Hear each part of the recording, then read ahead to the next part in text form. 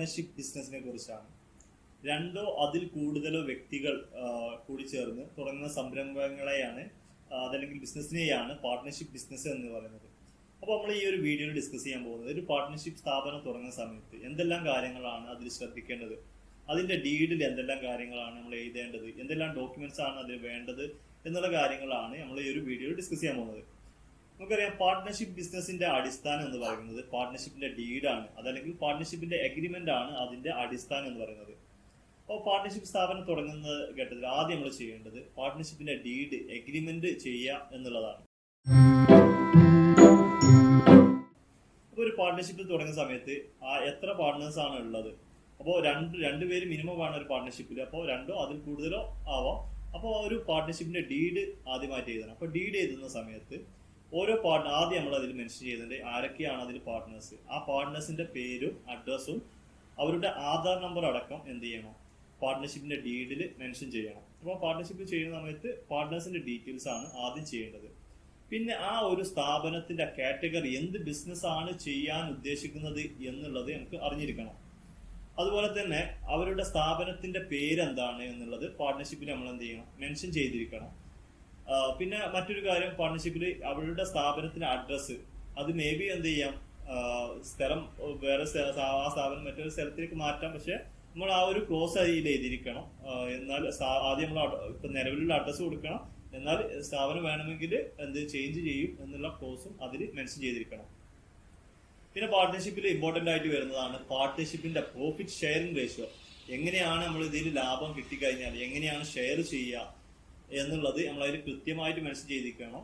അതുപോലെ തന്നെ capital contribution നമുക്ക് രണ്ട് ഓപ്ഷൻ ഉണ്ട്. ഒന്നല്ലെങ്കിൽ എന്ത് ചെയ്യാം, ആസ് പെർ ബുക്സ് ഓഫ് അക്കൗണ്ട്സിൽ എത്രയാണോ പറയുന്നത് അതാണ് ക്യാപിറ്റൽ എമൗണ്ട് എന്ന് കാണിക്കാം.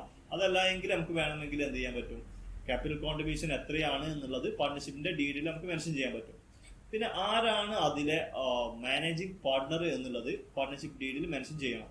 ഇപ്പൊ നമ്മള് ബാങ്കിൽ ഡോക്യുമെന്റ്സ് സൈൻ ചെയ്യുന്നത് മറ്റു കാര്യങ്ങളൊക്കെ ചെയ്യണം, അതിലൊരു മാനേജിംഗ് പാർട്ട്ണർ, ഒരുപാട് പാർട്ട്നേഴ്സ് ഉണ്ടെങ്കിൽ അതിൽ ഒന്നോ രണ്ടോ പേരെ മാനേജിംഗ് പാർട്ട്ണർ ആയിട്ട് വെച്ചിട്ട് ചെയ്യണ ഏറ്റവും നല്ലത്. കൂടുതൽ മാനേജിംഗ് പാർട്ട്ണർ വരുന്ന സമയത്ത് നമ്മൾ ബാങ്കിന്റെ കാര്യങ്ങൾക്കൊക്കെ കൂടുതൽ ആളുകളാവുന്ന സമയത്ത് അതൊരു ബുദ്ധിമുട്ടായി വരും. കാരണം എന്താ വെച്ചാൽ ഒരു ചെക്ക് സൈൻ ചെയ്യണമെങ്കിൽ 4 പാർട്ട്നേഴ്സിന്റെ സൈന് വാങ്ങുക എന്നുള്ളത് ബുദ്ധിമുട്ടാണ്.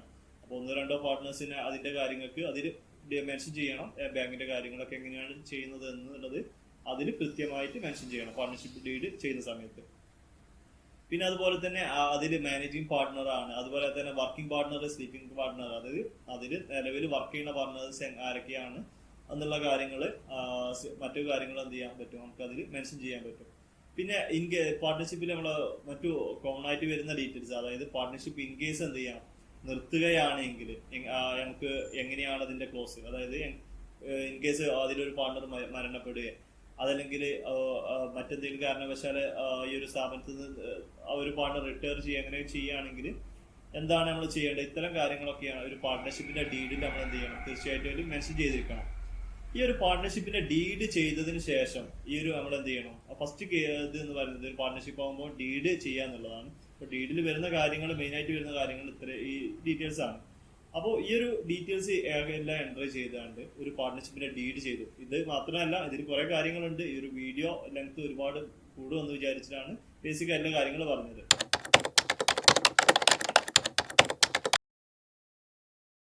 അപ്പോൾ ഈ ഒരു ഡീഡ് നമ്മൾ ചെയ്തതിന് ശേഷം ആ ഒരു ഡീഡ് വെച്ചാണ്ട് നമ്മൾ പാൻ കാർഡിന് അപേക്ഷിക്കണം. അപ്പോൾ ഈ ഒരു അതൊരു ലീഗൽ എൻറ്റിറ്റി എന്നുള്ള നിലക്കായി മാറും. അപ്പോൾ ഒരു സ്ഥാപനത്തിന്റെ പേരിൽ എന്ത് ചെയ്യും, നമുക്ക് പാൻ കാർഡ് അലോട്ട് ചെയ്ത് കിട്ടും. ആ ഒരു പാൻ കാർഡ് വെച്ചിട്ടാണ് നമുക്ക് മറ്റു ലൈസൻസുകളും രജിസ്ട്രേഷനും കാര്യങ്ങളൊക്കെ നമ്മളൊരു പാർട്ട്ണർഷിപ്പിൽ നമ്മൾ ചെയ്യേണ്ടത്. ഇനിയിപ്പോൾ ഒരു GST രജിസ്ട്രേഷൻ എടുക്കുകയാണെങ്കിൽ, അതുപോലെ തന്നെ മറ്റു കാര്യങ്ങൾക്ക് ബാങ്കിലെ അക്കൗണ്ട് തുടങ്ങിയൊക്കെ ആണെങ്കിൽ ഈ ഒരു പാർട്ട്ണർഷിപ്പിന്റെ പാൻ കാർഡ് വെച്ചിട്ടാണ് നമ്മൾ ചെയ്യേണ്ടത്. കോർപ്പറേറ്റർഷിപ്പിലാണെങ്കിൽ ആ ഒരു വ്യക്തിയുടെ പാൻ കാർഡാണ്, ഇവിടെ പാർട്ട്ണർഷിപ്പ് ആകുമ്പോൾ പാർട്ട്ണർഷിപ്പിന്റെ പാൻ കാർഡ് തന്നെ നിർബന്ധമായിട്ട് വരും. ഇനി ഒരു പാർട്ട്ണർഷിപ്പ് സ്ഥാപനം തുടങ്ങി ഇവരുടെ ടേൺ ഓവർ എന്ന് പറഞ്ഞത് നമുക്കറിയാം, പാർട്ട്ണർഷിപ്പ് സ്ഥാപനം തുടങ്ങി കഴിഞ്ഞാൽ അവരുടെ ടേൺ ഓവർ 40 ലക്ഷത്തിന് മുകളിൽ പോവുക, അതായത് സർവീസ് സെക്ടർ 20 ലക്ഷത്തിന് മുകളിൽ പോവുകയാണെങ്കിൽ നമുക്ക് നേരത്തെ പറഞ്ഞ പോലെ GST രജിസ്ട്രേഷൻ നിർബന്ധമായിട്ട് വരും. അപ്പോൾ GST രജിസ്ട്രേഷന് നമുക്ക് കൊടുക്കേണ്ട ഡോക്യുമെന്റ്സ് എന്ന് പറയുന്നത് നമ്മൾ ഈ ഒരു പാർട്ട്ണർഷിപ്പിന്റെ ഡീറ്റെയിൽ മെൻഷൻ ചെയ്യേണ്ടി വരും. പിന്നെ ഈ ഒരു പാർട്ട്നേഴ്സിന്റെ ഡീറ്റെയിൽസ്, അവർ Aadhaar card, PAN card, photo, ഈ ഒരു നോർമലി വരുന്ന ഡീറ്റെയിൽസ് അതിൽ മെൻഷൻ ചെയ്യേണ്ടി വരും. അതുപോലെ തന്നെ പാർട്ട്ണർഷിപ്പ് ആണെങ്കിൽ അവർ ചെയ്യുന്ന ബിസിനസ് ഏതാണോ അതുമായി ബന്ധപ്പെട്ട ലൈസൻസും കാര്യങ്ങളും എടുത്തിരിക്കണം. ഇപ്പോൾ ഞാൻ നേരത്തെ വീഡിയോ ചെയ്തപ്പോൾ കോർപ്പറേഷൻഷിപ്പിന്റെ വീഡിയോ ചെയ്തതിന് മെൻഷൻ ചെയ്തിട്ടുണ്ടായിരുന്നു. ഫുഡ് ബിസിനസ് ആണെങ്കിൽ FSIന്റെ ലൈസൻസ്, രജിസ്ട്രേഷന് കാര്യങ്ങൾ അത് ഏതാണ് വേണ്ടത് അത് എടുത്തിരിക്കണം. അതുപോലെ തന്നെ അവർ എക്സ്പോർട്ട് ചെയ്യുന്നുണ്ട്, എക്സ്പോർട്ട് ലൈസൻസ് എടുത്തിരിക്കണം. പാക്ക് ചെയ്താൽ റീപാക്ക് ചെയ്ത് വെക്കുന്നുണ്ടെങ്കിൽ ലീഗൽ മെട്രോളജിന്റെ പാക്കർ ലൈസൻസ് എടുത്തിരിക്കണം. അങ്ങനെ ഏത് ബിസിനസ് ആണ് അവർ ചെയ്യാൻ ഉദ്ദേശിക്കുന്നത് അതുമായി ബന്ധപ്പെട്ട ലൈസൻസുകളും അവർ എടുത്തിരിക്കണം. പിന്നെ നോർമലി വരുന്ന പഞ്ചായത്ത് അതല്ലെങ്കിൽ കോർപ്പറേഷൻ ലൈസൻസ് അതല്ലെങ്കിൽ ഇനി പകരം ഇപ്പോൾ KCPT ആണെങ്കിൽ ആ ഒരു ലൈസൻസും ഈ ഒരു പാർട്ട്ണർഷിപ്പ് സ്ഥാപനം നടത്തുന്ന ആളുകൾ എടുത്തിരിക്കണം. ഇതിലേതെങ്കിലും ഒരു ലൈസൻസ്, പഞ്ചായത്ത് കോർപ്പറേഷൻ ലൈസൻസ് കിട്ടുന്ന ലൈസൻസോ അതല്ലെങ്കിൽ നമുക്ക് എന്ത് ചെയ്യാം, KCPT അപേക്ഷിച്ച് ഇതിലേതെങ്കിലും ഒരു ലൈസൻസ് എടുത്ത് ഇരിക്കേണ്ടതാണ്. നമുക്ക് ഒരു പാർട്ട്ണർഷിപ്പ് സ്ഥാപനം നടത്തുമ്പോൾ അതിന്റെ ടാക്സ് എന്ന് പറയുന്നത്, ടാക്സ് വളരെ കുറച്ച് കോർപ്പറേഷൻഷിപ്പിന് ഒരുപാട് ഇളവുകളുണ്ട്. ഈ പാർട്ട്ണർഷിപ്പിലേക്ക് മാറുന്ന സമയത്ത് ടാക്സ് പെർസെന്റേജ് വലിയൊരു മാറ്റം വരുന്നുണ്ട്. അതായത് ഇൻകം ടാക്സ് കാൽക്കുലേറ്റ് ചെയ്യുമ്പോൾ 30% ആണ് എന്ത് ചെയ്യുന്നത്, ടാക്സ് വരുന്നത്. അതായത് എത്രയാണോ നമുക്ക് ലാഭം, അതായത് നമ്മളെ സെയിൽ എത്രയാണോ അതിന് നമുക്ക് പർച്ചേസ് കുറച്ച് നമ്മളെ എക്സ്പെൻസ് കുറച്ച് ബാക്കി വരുന്ന നെറ്റ് പ്രോഫിറ്റിന്റെ 30% എന്ത് ചെയ്യണം, ഗവൺമെന്റിലേക്ക് നമ്മൾ ടാക്സ് ആയിട്ട് കൊടുക്കേണ്ടതായിട്ടുണ്ട്.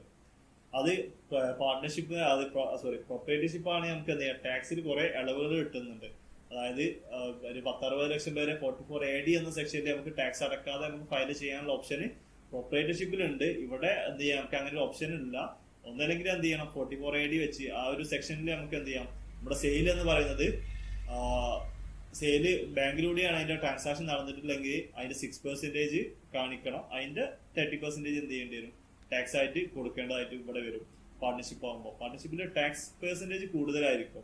ഒന്നല്ലെങ്കിൽ നെറ്റ് പ്രോഫിറ്റിന്റെ മുകളിൽ 30%, അതല്ല എങ്കിൽ എത്രയാണോ സെയില് അതിന്റെ ഒരു ബാങ്കിലൂടെ നടന്നതാണെങ്കിൽ 6% കാൽക്കുലേറ്റ് ചെയ്യുക. അതായത് സെയിലിന്റെ ആണ്, പ്രോഫിറ്റിന്റെ അല്ല 6%. അതുപോലെ ബാങ്കിലൂടെ അല്ല ക്യാഷ് ആയിട്ടാണെങ്കിൽ 8% മിനിമം കാണിക്കണം.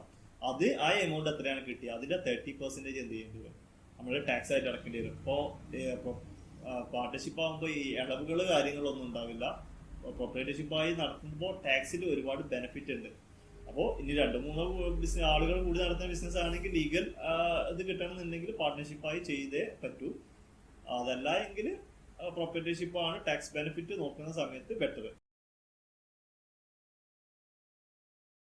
പലർക്കും ഒരു ഡൗട്ട് ഉണ്ടാവും, അതായത് പാർട്ട്ണർഷിപ്പ് ബിസിനസ് ചെയ്യണോ അതല്ലെങ്കിൽ LLP ലിമിറ്റഡ് ലയബിലിറ്റി പാർട്ട്ണർഷിപ്പ് ആയിട്ട് ചെയ്യണോ എന്നുള്ളത്. ലിമിറ്റഡ് ലയബിലിറ്റി പാർട്ട്ണർഷിപ്പ് എന്ന് ആ ഒരു പേരിൽ തന്നെ ഉണ്ട്. അവരുടെ ബാധ്യത എന്താണ്, ലിമിറ്റഡ് ആണ്, ലിമിറ്റഡ് ലയബിലിറ്റി ആണ്, അവരുടെ ബാധ്യത ലിമിറ്റഡ് ആണ്. ഇവിടെ വരുന്ന കേസ് പറഞ്ഞാല് ഇൻ കേസ് നമ്മൾ ഒരു പാർട്ട്ണർഷിപ്പിലാണ് ബിസിനസ് സ്റ്റാർട്ട് ചെയ്യുന്നത്. അങ്ങനെയാണ് ഇൻ കേസ് നമ്മൾ ബാങ്കിൽ നിന്നൊക്കെ ലോൺ എടുത്ത് വലിയ ബിസിനസ് സ്റ്റാർട്ട് ചെയ്തു. ഇൻ കേസ് ആ ഒരു ബിസിനസ് ലോസിലായ വലിയ നഷ്ടം വന്നു.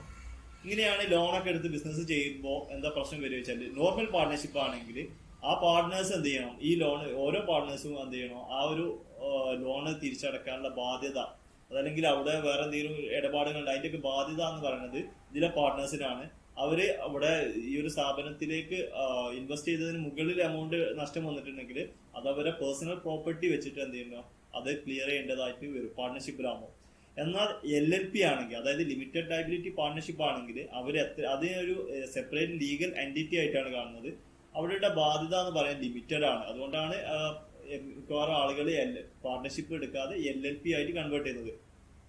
ഇങ്ങനെയാവുമ്പോൾ ഇൻ കേസ് വലിയൊരു നഷ്ടം നമ്മളെ സ്ഥാപനത്തിന് വന്നു കഴിഞ്ഞാൽ ഇതിലെ പാർട്ട്നേഴ്സിനെ അത് ബാധിക്കില്ല. അവര് ഇൻവെസ്റ്റ് ചെയ്ത എമൗണ്ട് ഒരുപക്ഷെ എന്ത് ചെയ്താവും, ഇത് ക്ലിയർ ചെയ്യാൻ വേണ്ടി പോയിട്ടുണ്ടാവും, അവർ ഇൻവെസ്റ്റ്മെന്റ് പോയിട്ടുണ്ടാവും. അതല്ലാതെ അവരുടെ പേഴ്സണൽ പ്രോപ്പർട്ടിക്ക് ഒരിക്കലും എന്ത് ചെയ്യില്ല, ഈ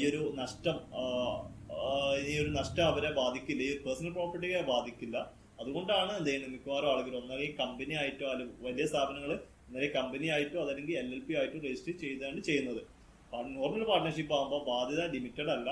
അവർ എത്രയാണോ ബാധ്യത അതിലെ പാർട്ട്നേഴ്സ് ഈക്വലി എത്രയാണോ ഒരു ഷെയറിന്റെ റേഷ്യോ അതുപോലെ തന്നെ ആ ഒരു ബേസിൽ എന്ത് ചെയ്യേണ്ടി വരും, അത് തിരിച്ച് അടക്കേണ്ടി വരും. പേഴ്സണൽ പ്രോപ്പർട്ടി എടുത്തിട്ടാണെങ്കിൽ പോലും അത് അടക്കേണ്ടി വരും. മറ്റോടത്ത് നമുക്ക് അങ്ങനെ വരുന്നില്ല. എത്രയാണ് ഇൻവെസ്റ്റ് ചെയ്ത എമൗണ്ട് അത് അവർ പോകും എന്നതല്ലാതെ മറ്റു പ്രശ്നങ്ങൾ വരുന്നില്ല. ഇതാണ് LLP ആയിട്ട് കൺവേർട്ട് ചെയ്താലുള്ള ഒരു അഡ്വാൻറ്റേജസ് എന്ന് പറയുന്നത്. ഇത് പലർക്കും ഒരു സംശയമുള്ള കാര്യമാണ്, ഈ ഒരു LLP വേണോ പാർട്ട്ണർഷിപ്പ് വേണോ എന്നുള്ളത്. LLP ആകുമ്പോൾ കുറച്ച് കംപ്ലൈൻസ് പാർട്ട്ണർഷിപ്പിലേറെ ഉണ്ടാവും, അതായത് ഫൈലിംഗ് കാര്യങ്ങളൊക്കെ ഉണ്ടാവും. എന്നാലും ബെറ്റർ ആണ് പാർട്ണർഷിപ്പിന്റെക്കാട്ടും ഒന്നും ഏറ്റവും ബെറ്റർ ആണ് LLP ആയിട്ട് കൺവേർട്ട് ചെയ്യുന്നത്. ഇനി പാർട്ട്ണർഷിപ്പ് ഇൻ കേസ് നമ്മൾ പാർട്ട്ണർഷിപ്പ് നിർത്തുകയാണെങ്കിൽ നമ്മൾ എന്ത് ചെയ്യണം, അതിനെ ഡീഡ് ചെയ്യണം. ഒരുപക്ഷെ നമ്മൾ പാർട്ട്ണർഷിപ്പിൽ ബിസിനസ് സ്ഥാപനം സ്റ്റാർട്ട് ചെയ്തു, അതിന്റെ പേരിൽ പാൻ കാർഡൊക്കെ എടുത്ത് ബിസിനസ് ചെയ്തു. ഇൻ കേസ് ആ ഒരു ബിസിനസ് വേണ്ട പോലെ നടന്നിട്ടില്ല, നമ്മളത് വൈൻഡപ്പ് ചെയ്യുകയാണെങ്കിൽ നമ്മൾ എന്ത് ചെയ്യണം, ബിസിനസ് സ്ഥാപനം അതൊരു ഡീഡിൽ എന്ത് ചെയ്യണം, ഇക്കാര്യങ്ങളൊക്കെ മെൻഷൻ ചെയ്ത് ഡീഡ് എന്ത് ചെയ്യണം, ചെയ്തിരിക്കണം. എന്നാലേ മാത്രമേ എന്ത് ഈ പാർട്ട്ണർഷിപ്പ് ഇതാവുള്ളൂ, അതായത് ക്യാൻസലേഷൻ വാലിഡ് ആവുള്ളൂ. അതുപോലെ തന്നെ നമ്മൾ പാൻ കാർഡ് എടുത്തിട്ടുണ്ടെങ്കിൽ ആ ഒരു പാൻ കാർഡ് നമ്മൾ എന്ത് ചെയ്യണം, ക്യാൻസൽ ചെയ്യുക. അതായത് ഇൻകം ടാക്സ് ഡിപ്പാർട്ട്മെന്റുമായി ബന്ധപ്പെട്ട് ഈ ഒരു ഡീഡ്, അതായത് ക്യാൻസലേഷൻ ഡീഡ് കൊടുത്തിട്ട് അത് എന്ത് ചെയ്യണം, സബ്മിറ്റ് ചെയ്ത് കഴിഞ്ഞാൽ ആ ഒരു പാൻ കാർഡ് നമുക്ക് ക്യാൻസൽ ചെയ്യാൻ പറ്റും. അതല്ല എങ്കിൽ നമുക്ക് എന്ത് ചെയ്യാം, ആ ഒരു പാൻ കാർഡ് വാലിഡ് ആയിരിക്കും, അപ്പൊ നമ്മൾ അതിന്റെ റിട്ടേൺ ഫയൽ ചെയ്ത് പോകേണ്ടതായിട്ടുണ്ട് പാർട്ട്ണർഷിപ്പിൽ. അപ്പൊ ആ ഒരു കാര്യം ശ്രദ്ധിക്കേണ്ടതായിട്ടുള്ളത് പാർട്ട്ണർഷിപ്പ് ബിസിനസ് സ്ഥാപനങ്ങൾ ചെയ്യുന്ന ആളുകൾ. ഇതൊക്കെയാണ് മെയിനായിട്ട് പാർട്ട്ണർഷിപ്പിൽ വരുന്ന കാര്യങ്ങൾ. പലർക്കും വരുന്ന ഡൗട്ടുകൾ. ഇനി എന്തെങ്കിലും ഡൗട്ടുകളോ കാര്യങ്ങളോ ഉണ്ടെങ്കിൽ നിങ്ങൾക്ക് ഞങ്ങളുമായി കോൺടാക്ട് ചെയ്യാം. എൻ്റെ നമ്പർ 9633387350. നിങ്ങൾ ഇത് പാർട്ട്ണർഷിപ്പ്, അതുപോലെ തന്നെ കമ്പനി, അതുപോലെ തന്നെ അക്കൗണ്ട്സ് ടാക്സ് പരമായിട്ടുള്ള എല്ലാ സർവീസുകളും ഞങ്ങൾ ചെയ്തു കൊടുക്കുന്നുണ്ട്. നിങ്ങൾക്ക് എന്തെങ്കിലും സംശയങ്ങളോ അതുപോലെ തന്നെ ഇതുപോലെ എന്തെങ്കിലും ലൈസൻസിന്റെ ആവശ്യങ്ങളോ ഉണ്ടെങ്കിൽ നിങ്ങൾക്ക് ഞങ്ങളുടെ ഈ ഒരു നമ്പറിൽ കോൺടാക്ട് ചെയ്യാം. ഞങ്ങളുടെ അഡ്രസ്സ് കാര്യങ്ങൾ ഞങ്ങളുടെ ഡീറ്റെയിൽസ് കൊടുത്തിട്ടുണ്ട്. നമ്മൾ കേരളത്തിൽ ഉടനീളം സർവീസ് ചെയ്യുന്നുണ്ട്. അപ്പോൾ എന്ത് ആവശ്യം ഉണ്ടെങ്കിലും നിങ്ങൾക്ക് ഞങ്ങളുമായി കോൺടാക്ട് ചെയ്യാം. അതുപോലെ തന്നെ നോട്ടീസ് വന്ന കേസുകൾ, പലർക്കും GST നോട്ടീസ് വന്നത്, അതുപോലെ ഇൻകം ടാക്സ് നോട്ടീസ് വന്ന കേസുകൾ, ഇത്തരം കാര്യങ്ങളൊക്കെ ഉണ്ടെങ്കിൽ നിങ്ങൾ ഞങ്ങളുമായി കോൺടാക്ട് ചെയ്താൽ മതി. അത് ഞങ്ങൾ ക്ലിയർ ചെയ്ത് തരുന്നതാണ്.